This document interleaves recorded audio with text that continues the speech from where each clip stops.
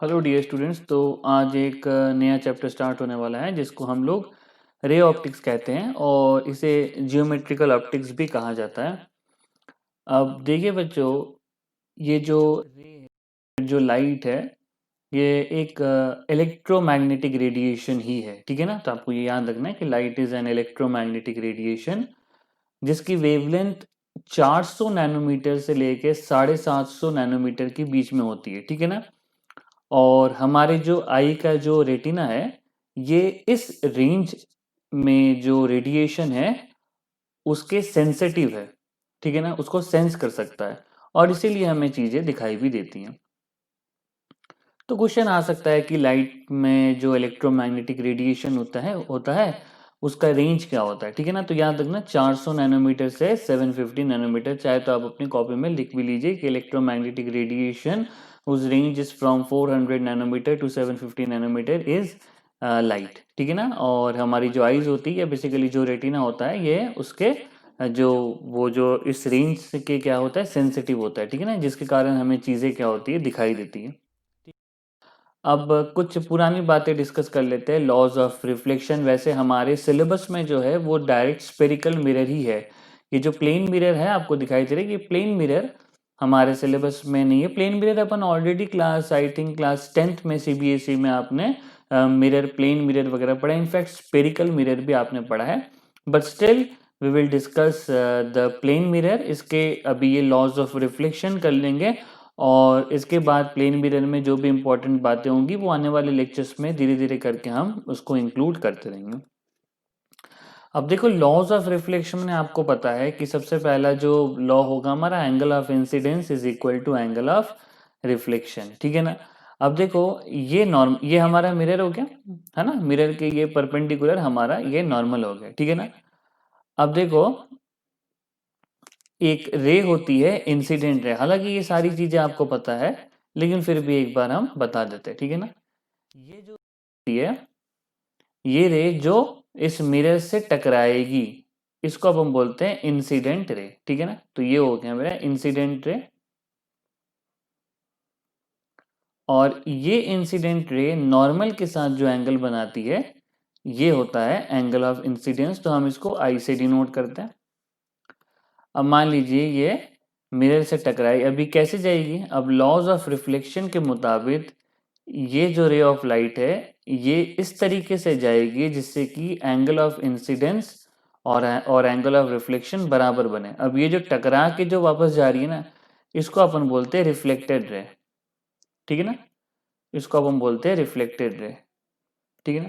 और रिफ्लेक्शन में क्या होता है, ये जो लाइट होती है दोबारा उसी मीडियम में वापस चल जाती है ना, इस मिरर से टकराने के बाद, है ना। ऐसे आर पार नहीं हुई, ये टकराई और दोबारा उसी तरफ में या उसी मीडियम में लौट गई। अब ये एंगल बना नॉर्मल और रिफ्लेक्टेड रे के बीच में, ये बन गया एंगल ऑफ रिफ्लेक्शन। आप सबको पता है। तो फर्स्ट लॉ में क्या हो जाएगा, एंगल ऑफ इंसिडेंस, हम लिख नहीं रहे यहाँ पे एंगल ऑफ इंसिडेंस। ठीक है ना। एंगल ऑफ इंसिडेंस बराबर कितना होता है, एंगल ऑफ रिफ्लेक्शन होता है। ये हमारा बन गया फर्स्ट, मतलब लॉज ऑफ रिफ्लेक्शन का जो पहला पार्ट है। आप याद रखना कि जो एंगल ऑफ इंसिडेंस होगा ये एंगल ऑफ रिफ्लेक्शन के बराबर होगा। अब ये केवल प्लेन मिरर के लिए ही लागू नहीं है, ये स्पेरिकल मिरर के लिए भी ये उतना ही ट्रू है कि angle of incidence will be equal to angle of reflection. ठीक है ना। तो चाहे मिरर प्लेन हो या चाहे मिरर स्पेरिकल हो, दोनों के लिए ही एंगल ऑफ इंसिडेंस और एंगल ऑफ रिफ्लेक्शन लाइट के लिए क्या होगा, बराबर ही होगा। चलिए आगे बढ़ते हैं सेकेंड पॉइंट की तरफ। इसके सेकेंड पॉइंट है, incident ray, reflected ray and normal all lie in the same plane. ठीक है ना। तो अपन इसको लिख के रखते हैं ना, है ना। तो जैसे अब हम बात कर रहे थे, इंसिडेंट रे, रिफ्लेक्टेड रे और नॉर्मल, ये सब सेम प्लेन में लाई करते हैं। ठीक है ना। तो इंसिडेंट रे, रिफ्लेक्टेड रे और नॉर्मल, ये सब के सब एक प्लेन में लाई करेंगे और ये जो होगा normal to the reflecting surface, है ना, ये सारे के सारे सेम प्लेन में लाई करेंगे। नेक्स्ट, एंगल ऑफ इंसिडेंस और एंगल ऑफ रिफ्लेक्शन, ये क्या होगा, दोनों एक दूसरे के क्या होंगे, बराबर होंगे। तो ये दो पॉइंट आपको याद रखना है लॉज ऑफ रिफ्लेक्शन में। First point angle of incidence is equal to angle of reflection. Second point incident ray, reflected ray lie in the same plane with normal, normal के साथ इंसिडेंट रे और reflected ray same plane में रहते हैं। ठीक है। तो ये जो दोनों पॉइंट है ये आपको याद रखना है। नेक्स्ट अब अपन अपने सिलेबस के तरफ बढ़ते हैं, जो कि हमारे सिलेबस में यहाँ पे स्पेरिकल मिरर है, ठीक है ना। प्लेन मिरर में जो जो इंपॉर्टेंट पॉइंट होंगे हम दोबारा जब अपन करेंगे तो वापस लिख देंगे, वापस उस पॉइंट में आ जाएंगे। चलिए अपन स्पेरिकल मिरर स्टार्ट करते हैं, ठीक है। तो आइए स्पेरिकल मिरर करते हैं। देखो स्पेरिकल मिरर ऐसे नाम क्यों दिया गया है इसका, क्योंकि ये जो स्पेरिकल मिरर है ना ये वास्तव में एक स्पीयर का ही पार्ट है, ठीक है ना, ये स्पीयर का ही पार्ट है। मान लीजिए कि एक आप स्पेरिकल मिरर को कैसे बनाओगे, ठीक है ना, एक स्पेरिकल मिरर को आप कैसे बनाओगे। तो हमारे घर में बल्ब तो होती है ना, वो जो बड़ी वाली हैलोजन बल्ब होती है, तो अपन क्या क्या कर सकते हैं, ऐसे करके को ले सकते हैं और उस बल्ब को ऐसे करके अपन काट सकते हैं, तो ये वाला पार्ट हटा देंगे हम लोग, ठीक है ना। और फिर मान लीजिए अगर अपन ये बाहर वाला पार्ट यहाँ पे पॉलिश कर दे रहे हैं तो ये अंदर से लाइट क्या हो जाएगी, रिफ्लेक्ट हो जाएगी, तो ये एक टाइप का स्पेरिकल मिरर बन गया।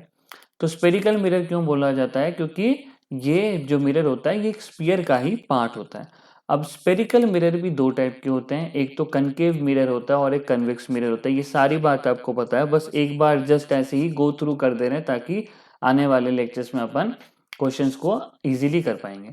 अब देखो स्पेरिकल मिरर जो होता है ना ये वास्तव में एक स्फीयर का पार्ट होता है और इसको अपन दो पार्ट में डिवाइड कर सकते हैं। एक होता है हमारा कनकेव मिरर, ठीक है ना, और दूसरा होता है हमारा कन्वेक्स मिरर,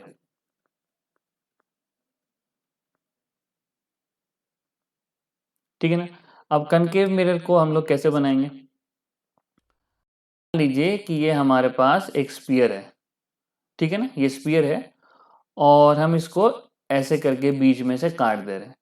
तो अगर हम इस स्पीयर को इस तरीके से बीच में से काट देंगे तो बचा होगा बस ये वाला हिस्सा बचेगा, ठीक है ना। बाकी ये जो पोर्शन था ये मैंने यहाँ से काट दिया, तो मान लीजिए कि आपने ये पोर्शन यहाँ से काट दिया। अब ये स्पीयर का भी कोई ना कोई रेडियस होगा, तो मान लीजिए कि ये जो स्पीयर का जो रेडियस था ये यहाँ पे था, ठीक है ना। ठीक है, अपन इसको सी से डिनोट करते हैं, ठीक है ना, इसको सेंटर ऑफ कर्वेचर बोला जाता है। अब कनकेव मिरर में क्या होता है, हम लोग बाहर वाले साइड को क्या कर देते हैं, पॉलिश कर देते हैं और इसका जो अंदर वाला साइड होता है ये रिफ्लेक्टिंग होता है। तो कोई भी रे ऑफ लाइट इस तरीके से आएगी तो वो क्या हो जाएगी, रिफ्लेक्ट हो जाएगी, ठीक है ना। ये सारी बातें आपको पता है। तो कनकेव मिरर में बाहर वाले साइड को आप ऐसे अपनी बुक में लिख भी लेना, आप जहाँ पे शॉर्ट नोट्स बना रहे होगे, तो बाहर वाले साइड में ये क्या होगा, पॉलिश होगा और इसकी जो रिफ्लेक्टिंग साइड होगी वो अंदर अंदर वाले साइड की होगी, ठीक है ना। अब कन्वेक्स मिरर को हम लोग कैसे बनाएंगे, तो कन्वेक्स मिरर भी एक स्फीयर से ही बनता है। तो मान लीजिए पहले से ये स्फीयर था और इस स्फीयर का भी कोई ना कोई रेडियस तो होगा, है ना, ये सेंटर होगा, तो ये बन गया सी, इसको हम लोग बोलते हैं स्फीयर का सेंटर ऑफ कर्वेचर। अब इसका कुछ हिस्सा हमने ये फेंक दिया उड़ा के, ठीक है ना, ये हमने काट दिया और अब की बार क्या किया, इसके अंदर वाले हिस्से को हमने कर दिया, है ना, अंदर वाले ये जो इस तरफ है हमने इसको पॉलिश कर दिया, ठीक है ना। तो जो भी रे ऑफ लाइट आएगी तो ये इसका रिफ्लेक्टिंग सरफेस बन गया, तो जो भी रे ऑफ लाइट आएगी ये इस तरीके से रिफ्लेक्ट हो जाएगी, ठीक है ना, इस तरीके से यहाँ पे रिफ्लेक्ट हो जाएगी।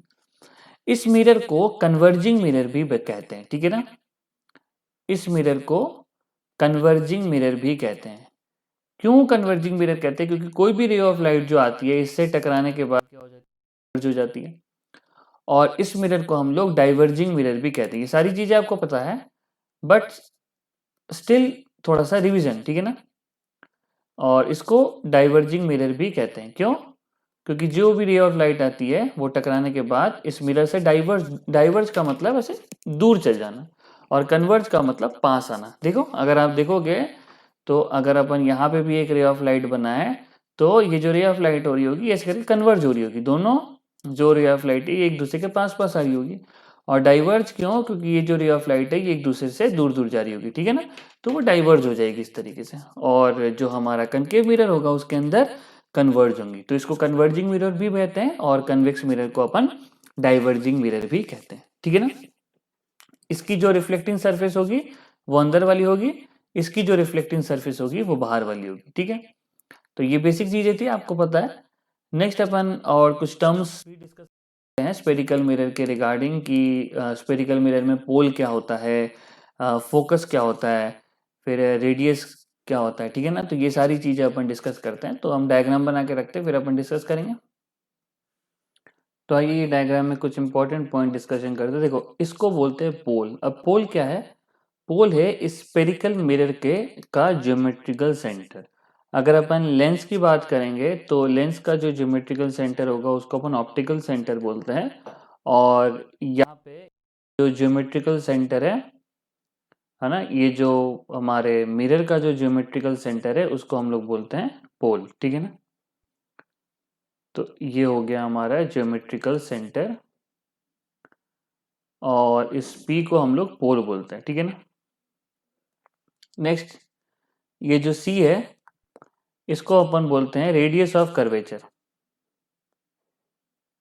सॉरी, ये जो सी है इसको हम बोलते हैं सेंटर ऑफ कर्वेचर, है ना। सी को हम लोग बोलते हैं सेंटर ऑफ कर्वेचर, और सेंटर ऑफ कर्वेचर क्या है? ये उस स्फीयर का सेंटर है जिसका पार्ट ये स्फेरिकल मिरर है, ठीक है ना। अगर अपन ऐसे करके डॉट डॉट करके अगर हम लोग ये स्फीयर बनाएंगे तो इस स्फीयर का ही सेंटर जो होगा उसको अपन बोलते हैं सेंटर ऑफ कर्वेचर। तो centre of curvature is the centre sphere whose part is the spherical mirror. तो सेंटर ऑफ कर्वेचर उस स्फीयर का सेंटर है जिसका हिस्सा, जिसका पार्ट हमारा ये स्फेरिकल मिरर है। तो ये जो स्फेरिकल मिरर है ना, ये इसी स्फीयर का पार्ट था जिसको हमने काट दिया। तो पहले वाले स्फीयर का जो सेंटर है उसको अपन बोलते हैं सेंटर ऑफ कर्वेचर। ये हमारा हो गया फोकस, ठीक है ना। फोकस से लेके ये जो पोल तक की जो दूरी है इसको अपन एफ से डिनोट करते हैं। सेंटर ऑफ कर्वेचर से लेके पोल तक की जो दूरी है अपन इसको आर से डिनोट करते हैं, और इसको रेडियस ऑफ कर्वेचर बोला जाता है, ठीक है ना। और रेडियस ऑफ कर्वेचर की भी डेफिनेशन आप आराम से समझ जाओगे कि ये इसी स्फीयर का रेडियस है जिस स्फीयर का पार्ट हमारा स्फीयर है, हमारा मिरर है। So radius of curvature is the radius of the sphere whose part is our mirror. तो रेडियस ऑफ कर्वेचर उस स्फीयर का रेडियस है जिसका हिस्सा या जिसका पार्ट हमारा स्फेरिकल मिरर है, या फिर ये जो पूरे के पूरे स्फीयर का रेडियस ही हमारा रेडियस ऑफ कर्वेचर कहलाता है, ठीक है ना। नेक्स्ट अगर अपन बात करें यहाँ पे, तो ये जो रेडियस ऑफ कर्वेचर होता है ये फोकस के डबल होता है, ठीक है ना। ये रिलेशन आपको पता भी है और आप इसको ध्यान में भी रखना, काफी इंपॉर्टेंट रिलेशन है, ये क्वेश्चंस में हमारे खूब काम में आएगा। नेक्स्ट, वो एक्सिस जो पोल और सेंटर ऑफ कर्वेचर को मिलाती हो उसको बोलते हैं प्रिंसिपल एक्सिस। तो ये जो हमारी एक्सिस है ये हो जाएगी प्रिंसिपल एक्सिस, ठीक है ना। तो एक ऐसी एक्सिस जो पोल और सेंटर ऑफ कर्वेचर को मिलाती हो, the axis which joints pole and centre of curvature is called principal axis. अपन डेफिनेशन वगैरह नहीं लिख रहे क्योंकि नीट में डेफिनेशन तो नहीं आएगी, सीधा क्वेश्चन ही आएगा।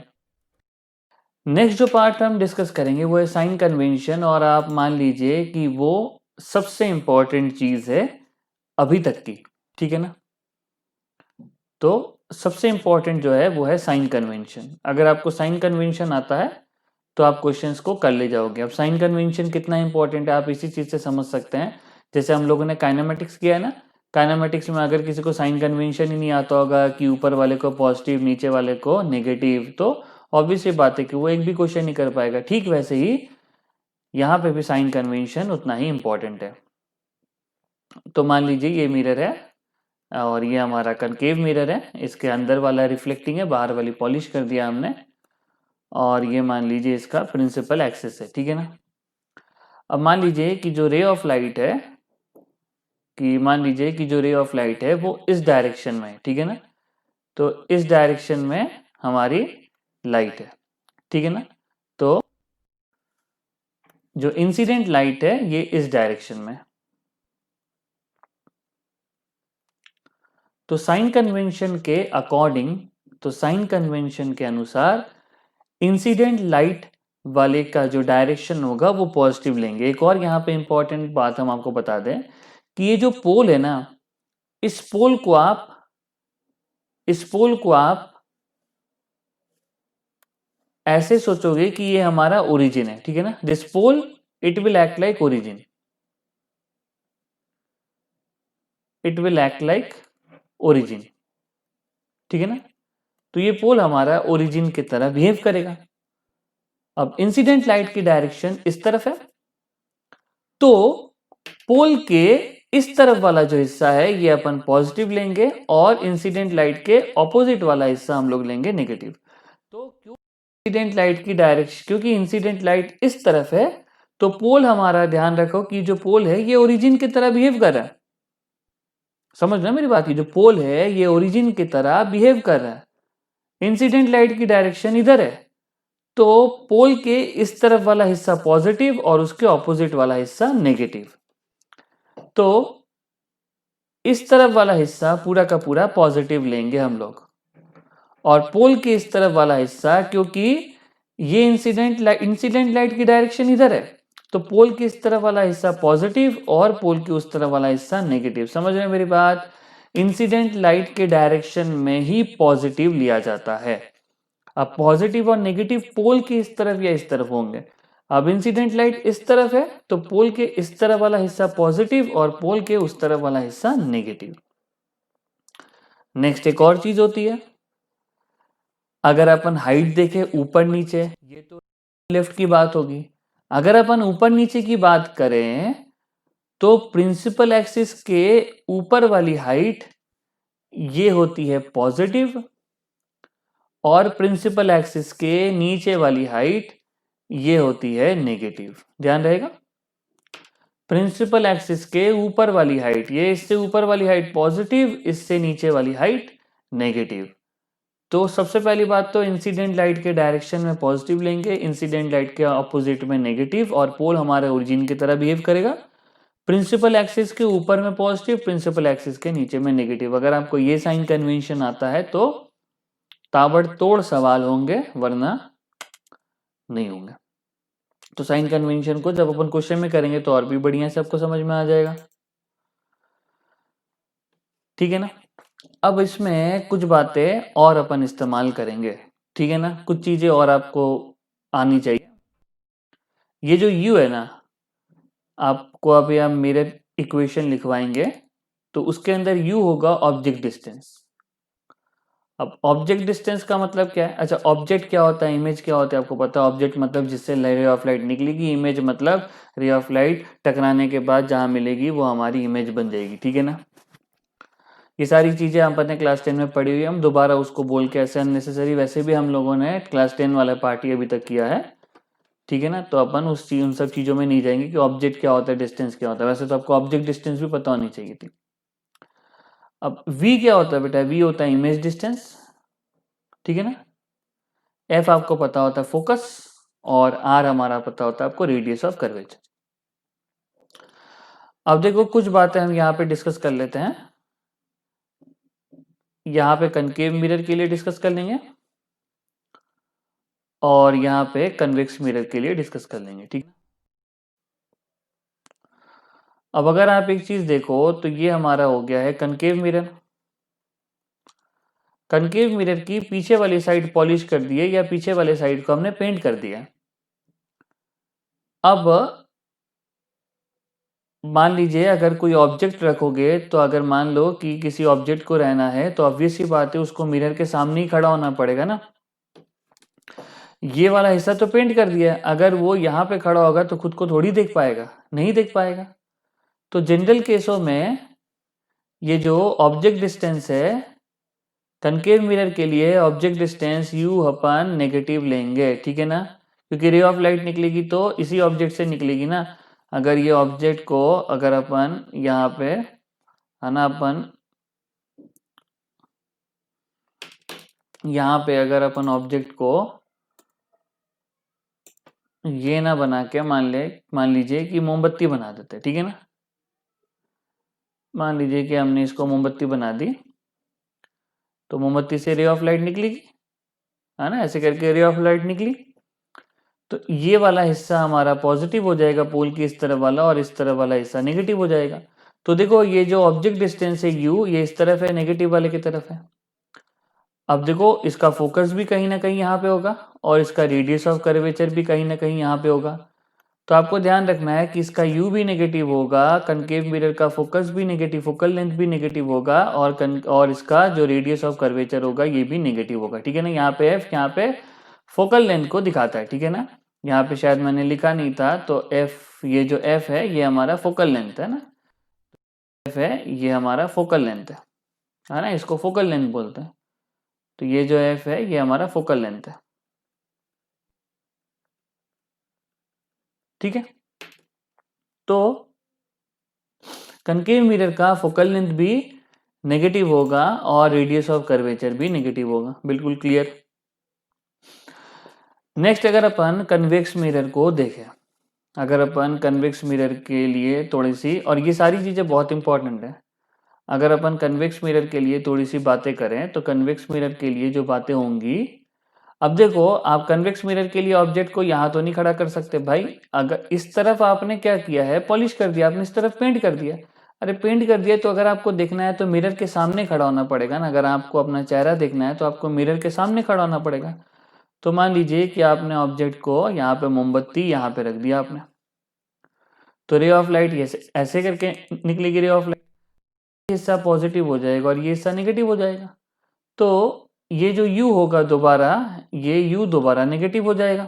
अब बात आता है कि फोकस और रेडियस ऑफ कर्वेचर। अब देखो अगर आप इस मिरर को बनाते हो डॉट डॉट डॉट गोल करके, अगर आप इस स्फीयर को बनाते हो तो इस स्फीयर का जो सेंटर है ये यहाँ पे होना चाहिए, तो इसका फोकस भी यहाँ पे होगा। तो देखो फोकस और सेंटर दोनों पॉजिटिव के तरफ है, तो फोकस भी यहाँ पे पॉजिटिव होगा और यहाँ पे रेडियस ऑफ कर्वेचर भी पॉजिटिव ही होगा। तो ये दो चीज आपको, ये सिंपल सी चीज आपको याद रखनी है कि ऑब्जेक्ट डिस्टेंस को तो नेगेटिव ले लेना हमेशा। नेक्स्ट अगर अपन बात करें यहाँ पे कि कनकेव मिरर के लिए फोकल लेंथ और रेडियस ऑफ कर्वेचर दोनों पॉजिटिव होते हैं, कन्वेक्स मिरर के लिए फोकल लेंथ और कनकेव मिरर के लिए फोकल लेंथ और रेडियस ऑफ कर्वेचर दोनों क्या होते हैं, नेगेटिव होते हैं, है ना। कैसे आ रहा है, साइन कन्वेंशन से। यार अगर आप इसको इस तरीके से बनाओगे तो सेंटर तो यहाँ पे आएगा और फोकस भी यहाँ पे आएगा।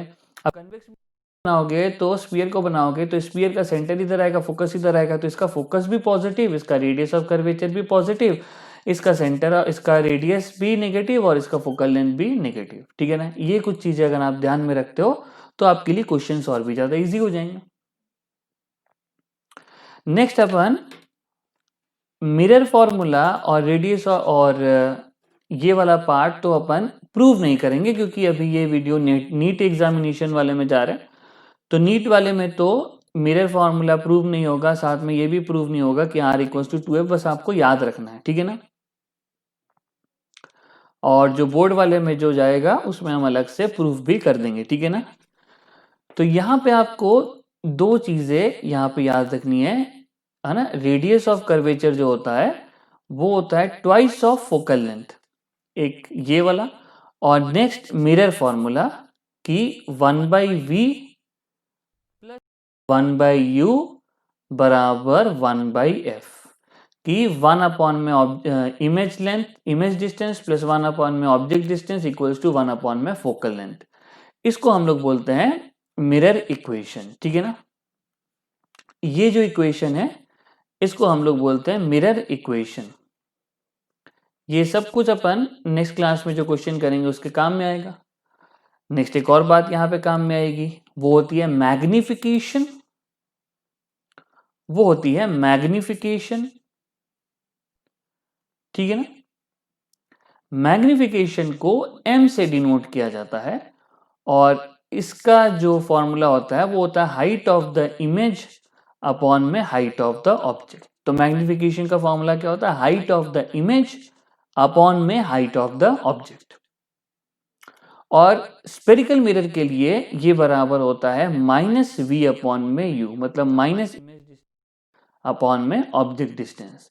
तो मैग्निफिकेशन याद रहेगा आपको कि मैग्निफिकेशन बराबर होता है height of the image by height of the object, और ये -v/u। अगर मुझे याद है तो आपको भी याद होना चाहिए। नेक्स्ट एक और दो इंपॉर्टेंट फॉर्मूला है मैग्निफिकेशन बराबर, एक और आपको याद रखना है f अपॉन में f - u हो जाएगा याद, ऐसी बात नहीं है। एक और फॉर्मूला है एफ माइनस वी अपॉन में एफ। ये दोनों शॉर्टकट में एक्सट्रीम काम में आते हैं। आप देखोगे कि हम क्वेश्चन में इसका इस्तेमाल से ज्यादा इसका इस्तेमाल कर रहे हैं, क्योंकि जल्दी होगा ना क्वेश्चन। नीट में अपने को क्या चाहिए, टाइम सेव करना है अपने को।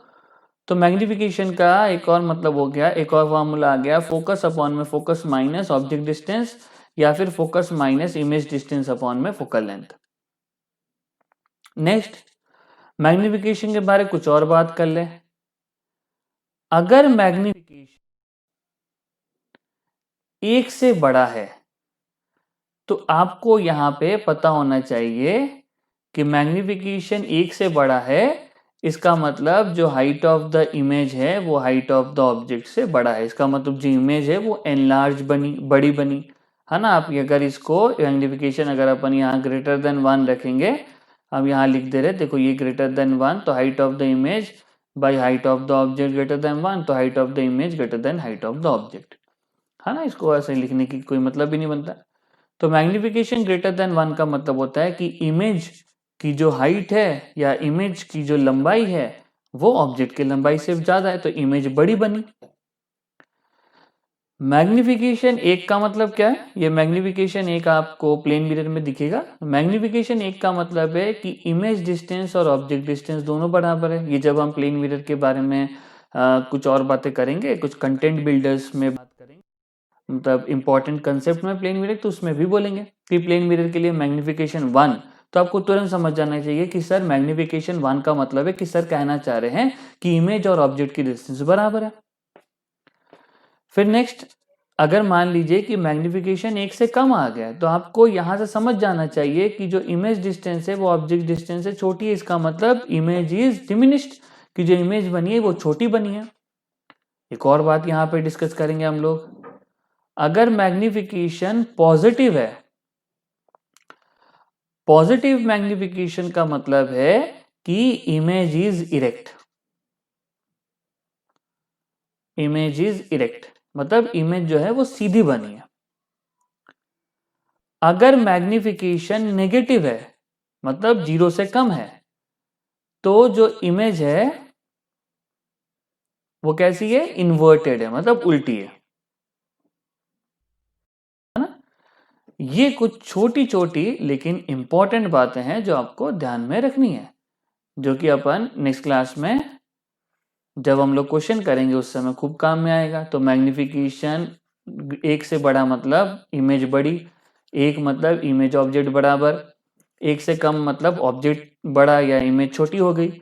पॉजिटिव ग्रेटर देन 0 मतलब इमेज सीधी है, नेगेटिव लेस देन 0 मतलब इमेज कैसी है, इन्वर्टेड है। ठीक है, तो नेक्स्ट क्लास में हम लोग क्या करेंगे, इस मिरर इक्वेशन के ऊपर में क्वेश्चन करेंगे, और क्वेश्चन करने से पहले कुछ रे डायग्राम्स अपन बनाए रे डायग्राम्स होंगे, और वो फटाफट हम आपको एक्सप्लेन कर देंगे। जैसे कि जो अब क्लास 10 में पढ़ा हुआ है कि अगर ऑब्जेक्ट को अगर कनकेव मिरर के लिए सी के पीछे रखोगे तो जो इमेज बनेगी इन्वर्टेड बनेगी, रियल बनेगी, सी और एफ के बीच में बनेगी और छोटी बनेगी। तो ये सारी चीजें, और ये चीज आपको करते ही याद में आएगा। ठीक है ना, तो आपको सारे जो मिरर डायग्राम्स है स्फेरिकल मिरर के लिए बना लेने, और ये मिरर डायग्राम्स को आप बिल्कुल भी हल्के में मत लेना, सारे मिरर डायग्राम्स इंपॉर्टेंट है। तो चलिए नेक्स्ट क्लास में मिरर डायग्राम्स एंड क्वेश्चंस के साथ मिलते हैं, और ये सारे फॉर्मूलेस ध्यान में रखना। चलिए मिलते हैं नेक्स्ट क्लास में, and God bless you all.